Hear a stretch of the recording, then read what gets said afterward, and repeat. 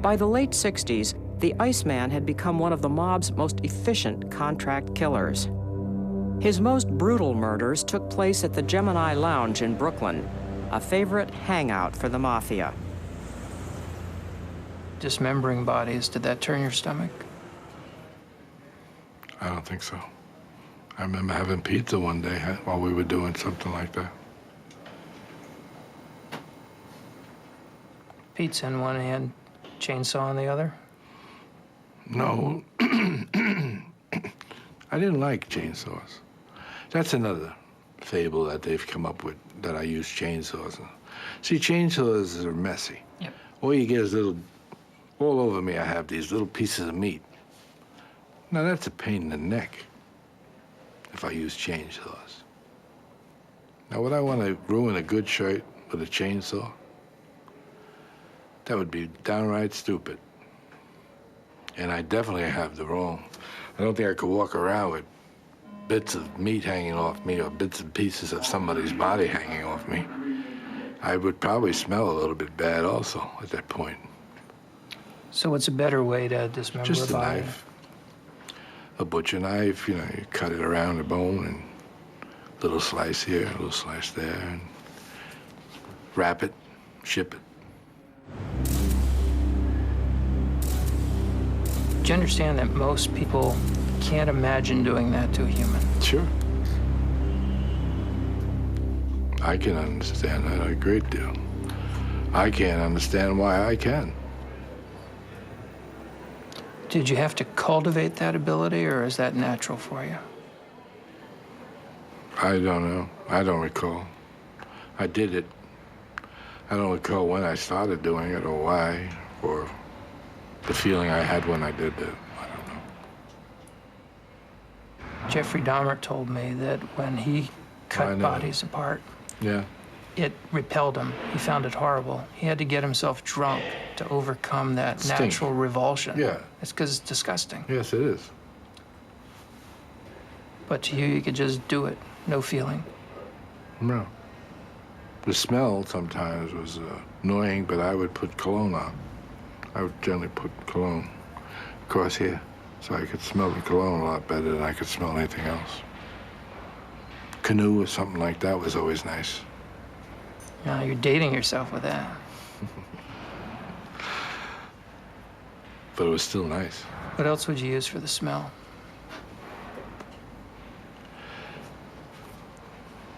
Spray, you know, any deodorizers, you know, spray, put it in the air, and try to kill the smell. But the deodorizers actually were worse than the smell, because when they mingled, somehow or other, they gave off a more distasteful smell. So what I would take is the bottle of Canoe and just throw it all over the walls and the floor and everything. And I'd have a $25 nice smell in the room. It was an expensive deodorant, but it worked.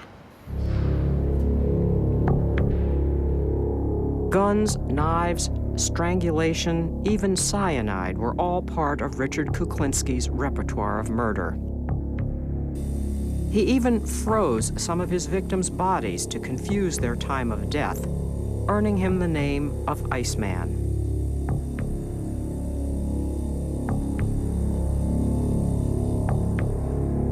In his sessions with Dr. Dietz, he reveals that some of his clients wanted his victims to suffer before they died, and Kuklinski obliged by offering them a nightmarish death of sheer torture, a death he often captured on film.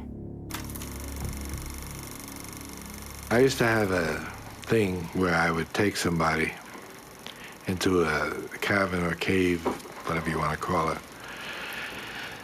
and I would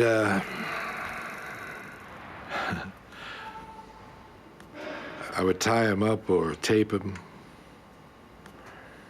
their hands and their feet together, and then I would leave them there,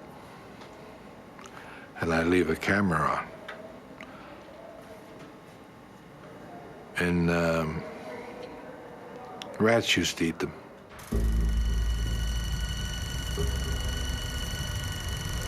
Rats used to kill these people.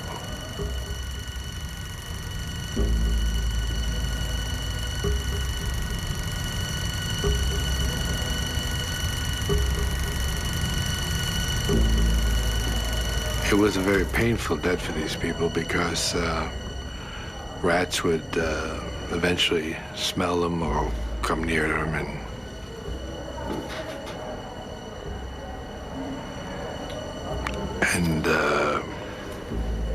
start nibbling away at them. The people would definitely scream and yell and holler and try to get away.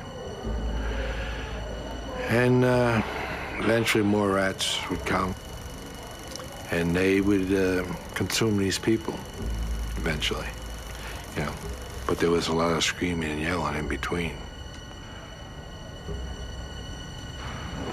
But when I did that and I watched it on, the devil was that, Super 8, I think it was. I found it distasteful and it used to make me nervous for some reason. And so that was some type of a feeling which I wasn't too keen on having. But I did it because it gave me a feeling of some kind, and therefore I was trying to find out what it was that was giving me some type of feeling. Whether it was the horror of what was going on, or the screaming that was happening, or just the nastiness of it. But I never figured it out. But I did that quite a few times, too. Maybe too many times. And watched it? Yes.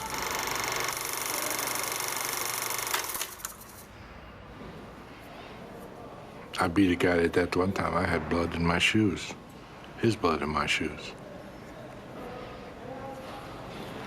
It just goes on that way. Had to throw all my clothes away. There I was driving a big Lincoln Town car with butt naked. Had a sheet wrapped around me.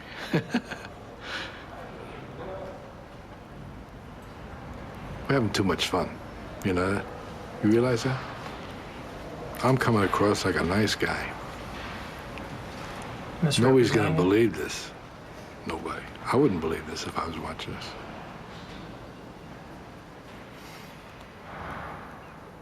Because I'm the furthest thing from a nice guy. I am what you call a person's nightmare. Because of the way I project myself, people think they can get by. And then all of a sudden, when they wake up, it's too late. They already hit the stop sign. And that's a dead stop. But there have been people you've been good to, aren't there? Not many. There have been people. I don't know what you consider good. Your interpretation of good might be different than mine. I don't know. What do you mean good? Well, how do you think you were with your kids?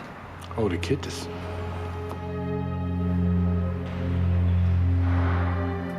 Now you're talking completely different. Now you're talking black and white. There was nothing I wouldn't do for my children. Nothing. I'd kill everybody in this room for them. That's just to show you a point. Not that I would or want to, I'm just saying I would.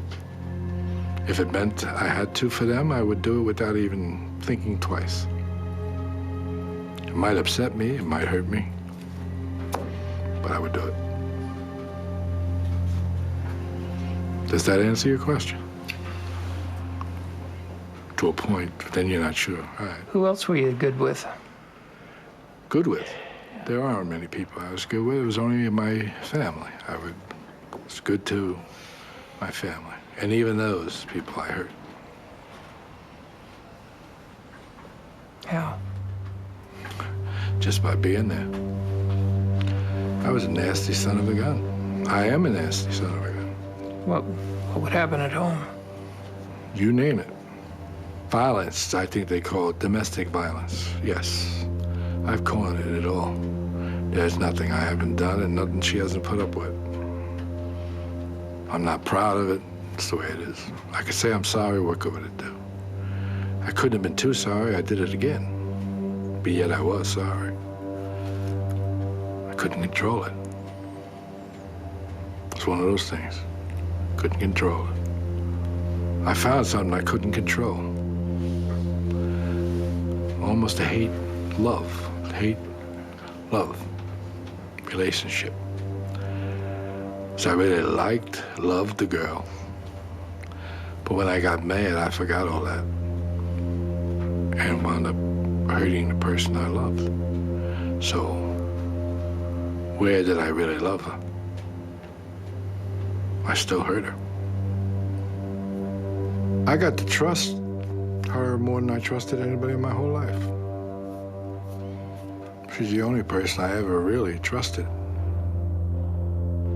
He reveals to Dr. Dietz how far he would go to prove his faith in his wife, even in the midst of a violent quarrel. I believe I tempted her to do it. I gave her a knife and told her, here's a chance you'll never get again, or something like that. And I turned around. Now she had a chance.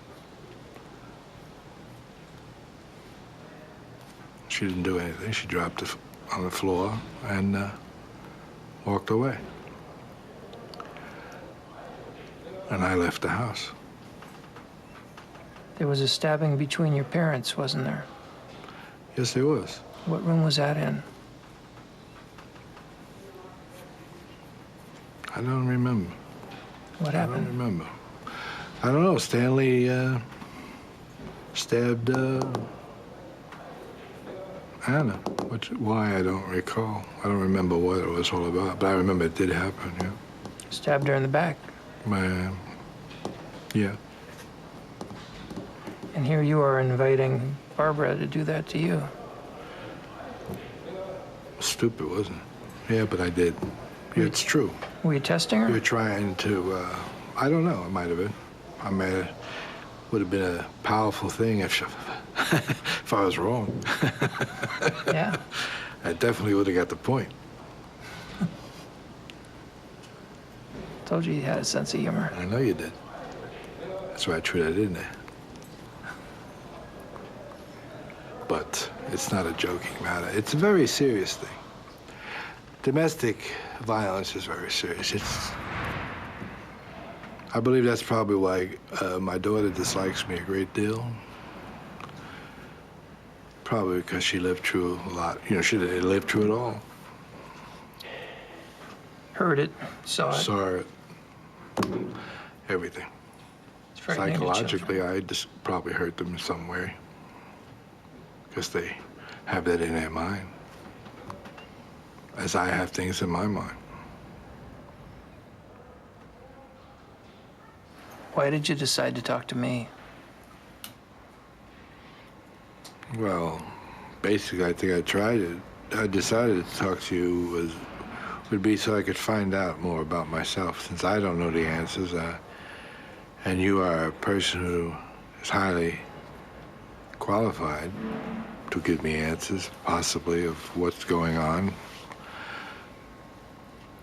I figured this would be a good time to talk to somebody like you, or you know.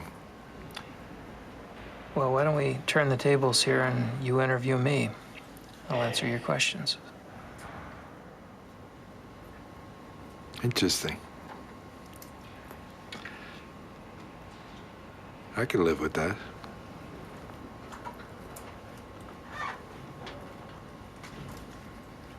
Just so happens I might have a question for you.